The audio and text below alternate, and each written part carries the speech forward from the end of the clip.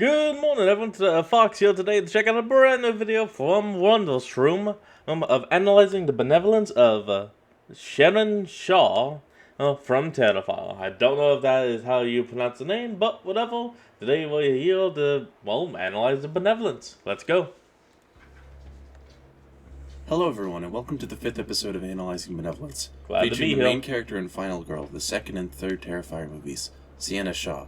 Now, firstly, okay, I was where right. the hell have I been? Well, there are two answers to that, actually. I've been super No, there's only one answer. Life. busy with school and work, and both have been taking up my time and energy. And of course, while I love working on these videos, I've just been needing to prioritize those things at the moment, as well as just my life, over what is more or less just a passion project. I also have been working very heavily on a specific video, and Boonshoy from Amphibia, and while the script for that is done, I still decided to take a break from working on it for now because A, it's going to be insanely long. Like, for reference, here's the Slay the Princess script word count, and here's the word count for the Oh my god. script. And B, I simply just wanted to I'm gonna have to be a multi-portal. Prioritize Halloween videos at the moment, which brings us to today's topic, Sienna Shaw. While she's by no means the most iconic final girl, I would say that she has become more and more of a phenomenon as time goes on. More of a modern-day final girl. I think she's just an insanely unique character in this medium, and is an incredibly interesting mixture of ideas that make her stand apart from the more iconic final girls, such as Laurie Strode or Nancy Thompson. However, those are also characters I will cover in the future as well. Not to mention that, truthfully, I just wanted to get into the Terrifier series more, and this video was a pretty perfect excuse It is a damn to do good so. series. And despite all the gore and violence that is present within these movies, I do also think that there's some pretty decent nuance and depth within them, some of which I'll be talking about in this video. But with that out of the way, let's begin. While with my other videos I've made a sort of 5 to 6 section format in order to separate my points, I feel as though with Sienna, the points that I have to make on her sort of blend together. So because of that, while there are going to be sort of sections in this video, they aren't going to be as cutthroat as they have been in other videos. Born to a comic artist and insurance customer... So there's not going to be a whole lot of borderline this is this and this is that. And more like this is this but leads into this. Customer service representative. I don't know if that's the exact term that is in this movie, so let me know if I made a mistake here or not. Sienna would have a pretty welcoming and loving upbringing for a time, along with her younger brother Jonathan. This would soon change, however, as apparently her father started having more severe signs of mental illness and started acting a lot more erratic and even abusive, especially towards Sienna. Oh, that's a shame. This would eventually lead to her father getting drunk one night, driving into a transformer, and then burning to death. Damn. This event would lead to a sudden change in the demeanor of the family. Hear that. Their mother being more aggressive and defensive about things, Jonathan becoming more interested in the disturbing and violent nature of stuff, as well as investigating what his father has written down, and Sienna being much more prone to suppressing her emotions and feelings about things most of the time, and possibly developing a psychosis similar to her father's. Yeah, a lot of her father's mental illness is left pretty ambiguous, at least so far. But what is stated is that he had some form of a tumor in his brain, and likely saw visions and mixtures of things that aren't real. However, a lot of this also seemingly ties into his biblical revelations that he seemed to have, which we'll get more into later. What is important about these biblical revelations is that it kind of causes a sort of chicken or the egg scenario, where it's hard to tell if these revelations came from her father being ill and thus having more susceptibility to seeing what is going to occur, or if it's something akin to him being gifted these revelations early on, which then caused the tumor to start spreading in his brain. What, you mean something akin to, like, Final Destination? That people can start seeing the future, but there's some reason for it? Actually, no, it wasn't even explained in Final Destination. People could just see the future. The reason I think this is important is because of how Sienna developed symptoms of mental illness, particularly anxiety and some form of psychosis, before she even met Art the Clown. We don't know exactly when these symptoms started to manifest. However, we can say that it was at least some time after her father's death, and at some point had to be put into a mental hospital due to her instability, as shown in the scene where she seemingly hallucinates the news reporter referencing how Victoria was institutionalized for psychoanalysis, with the reporter just out of nowhere saying, "Like you, Sienna," before she goes back to just sharing the news. Yeah, that's At the very psychosis. least, it is shown that she takes alprazolam, a medication meant to deal with anxiety disorders or depression, which she specifically downs after that moment. So it is very well possible that Sienna's psychosis is very heavily stress-based rather than any particular genetic form of a psychotic disorder. Not just that, but it's actually kind of giving you the vibes of most of the patients that was assigned to see Dr. Hugo Strange. Because, the dude would do, like, inhumane experiments on the inmates. In one case, he actually caused the lobotomy of a person that would eventually become Killer Moth in one of the Batman continuities. I could not tell you exactly which, because the only reason why I even know that is because someone used him for inspiration and to be an animatic to the song Dr. Sunshine. However, it is unclear, and it could be a mixture of the two. But let me know what you think in the comments, how you feel about this, because I might be wrong on this front. Regardless on what her exact symptoms and causes are, this has led to her doubting her mindset and her belief on what exactly is even real or false. This can also be attributed to how she is a naturally born artist, and has an affinity towards the more fantastical and alternative, possibly feeling somewhat isolated due to these features. Fantasy. Not to mention that the fact that the man she looked up to was deemed as an insane maniac by the people around her, including to some degree her own mother. And even when not considering that, we don't know what kind of abuse he inflicted on her, so it can only be assumed how it affected her psyche and how she sees the world. This can also be seen pretty well with her friends, who, while good-natured, do seem to naturally have a tendency to dismiss Sienna's worries. In one scene, this straight up goes as far as one of Sienna's friends, Brooke, actually slipping Molly into her drink in order to calm her down at the Halloween party. I also think that her natural Yeah, no! Get the person high! That's gonna calm them down. No! If a person has high anxiety or something, getting them high on something like Molly is gonna make it worse. Criticism in her They're gonna own become a distrust danger. in it can be seen in the contradiction of her own words. Oftentimes, she'll say statements in one scene, arguing against someone, or making some kind of point that something is wrong, but in the next just fall back on her own claims, or just denying that anything bad happened in the first place. Which I think is both because of her own distrust towards her judgment, but also out of fear of judgment from others. Despite her reluctance to use this tool of hers, this exact skepticism is what I'd argue keeps her alive in these movies. Best example of this is the dream that she had involving Art the Clown in the Clown Cafe. This is actually the first encounter she had of Art the Clown, where everyone around her is just having fun, excited to see Art, only for her to just be uncomfortable. Which, of course, leads to everyone in the dream dying, except for her. Partially because she was able to predict that something would be in the cereal box that was shown, and use it as a weapon to defend herself. Which, of course, saves her in the real world, as well as kept her from being burned to death by Art's strange attack. It's always weird. I do gotta say, it's cool, kind of weird that Art can just attack people in dreams, and this is barely elaborated on, but, like, I don't know. Wait, you're right. Why did he just pull a Freddy? Not something I'm insanely upset about, and besides, I think a rule of thumb with Art the Clown is just that the fucker can do basically everything, so, yeah. But that's He's like a demon or something. What is important to note, though, is why she ended up surviving this dream. The sword she had that was gifted from her father.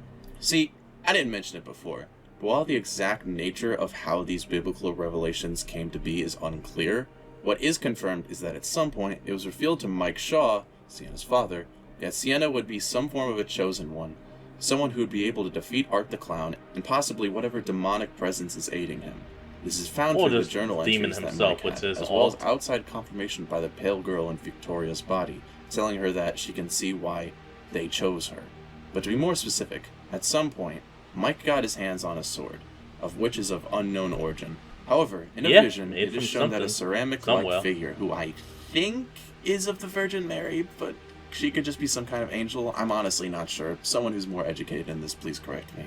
If I can take a look, I can make it a guess. Into forging a sword.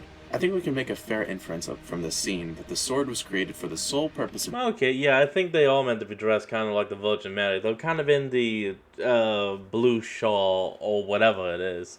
They're in the typical outfit. There you go. Being used against demons, and that the angels in heaven above were able to imprison one of them into making the weapon, thereby being able to use fire against fire. Because of this, the sword has many abilities. The one that's worth noting the most is that it gives the wielder an accelerated healing ability. This even seemed to be passed on to Sienna permanently at the end of Terrifier 3, as even when she ended up losing her sword, the wounds on her hand quickly healed. Beside the sword, though, Mike decided to craft his own part of Sienna's destiny. I mean, if anything, the sword could have just been a vessel for the power, just a way of holding it until Sienna was deemed worthy and proper for the powers themselves. As well. And that means kind of a lot. Created for Sienna when she was a young girl at the request that he drew a super strong heroine. It's revealed to Sienna later on that the character was actually made as a representation of her and who she would grow up to be later on. Which, I'm not gonna lie, is incredibly funny in an insanely fucked up way considering how skimpy her outfit is. I got another question before I go. When Zenket's powers up, how come he turns into a sleazy, garter-belted bikini? I guess your dad was into kinky stuff like that. You're kidding. It was actually never explained. Putting away Actually, that no, incredibly I don't remember. convoluted ethical rabbit hole aside for the sake of my own sanity, she does take legitimate pride in this appearance. And even if she doesn't realize that this character was created specifically to represent her, she still spent months creating this costume for it as a way to represent her dad. A lot of and when she takes on the details. persona of this angel warrior within fights with Art the Clown, she gains a much more tenacious and almost brutal personality. Not just in the way that she fights back, but in the way that she's able to receive attacks and get right back up. Such as when she rushes over to Jonathan to shield him from being whipped. In these scenes, a blind fury is shown to be within Sienna, something that she almost seems to hide deeply in herself as much as her fear and anxieties. Besides these obvious moments of fighting, it can also be shown when she lashes out at the True Crime podcast host, asking about how she copes after being attacked by Art the Clown initially, and losing her mom and friends, letting out all the pent-up frustrations that she had that she just wasn't able to express throughout the past week. Which, by the way, brings me to the point that even though her first encounter with Art the Clown gave her more of an outlook to sort of be herself and express her tenacity, it also made her problems of suppression significantly worse. While she does seem to have a better time addressing the problems to herself and at least writing them in a journal, she is much more willing to try and hide any of her issues from other people. The best example I can think of this is when she has a hallucination at the table with her aunt's family, where she sees Brooke on the other side asking her to pass the rice, berating her about how she was the reason that she died, and that she's even the reason that her mom died as well, obviously being a manifestation of her own survivor's guilt. But the way she deals with this is just by saying everything is okay to her relatives and just leaving the table and going upstairs. But despite these mental issues... I mean, honestly, that's not too bad of a way of handling it. I mean, it's better than just, slamming the table and screaming, and which would also make her look a hell of a lot more insane. I still think that Sienna would have been able to continue to have a normal life with her brother, cousin, and aunt and nephew if it weren't for one simple thing. The fact that Art was still alive. Because truthfully, there's a strange contradictory irony and tragedy in Sienna's character. And it's that despite being one of the most strong and powerful final girls both mentally and physically, she still is also one of the most tortured and traumatized. She was abused by her father with a brain tumor who would later kill himself on a night of drinking, lost her mother and best friends due to a deranged psychopath, given scars all across her body, be put into a psychiatric hospital after the experience for 5 years, have her most traumatizing moment be glamorized and talked about by the true crime crowd, and the moment when she was finally able to give a chance to try and restart, something entirely out of her control that ruined her life, comes back to haunt her, and murders her aunt, uncle, even her brother that she so desperately tried to protect all those years ago. Despite all that, when the demon tries to possess her and make her give in to its will, she still resists, because there's still one person she cares deeply for who she'll do anything to protect. Gabby, her younger cousin. And so she resists to the very end. And even when she is finally able to murder that bastard who horrifically slaughtered almost everyone she cares about, she still rushes to save Gabby from the portal to hell that opened from the blood of the demon.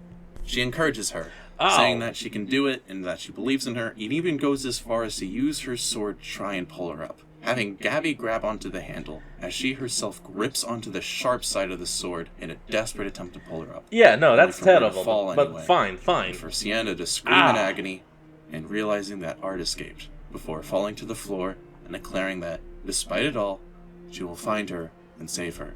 Which leads us to the current status of Sienna as a character, as we don't know exactly how she'll develop in Terrifier 4.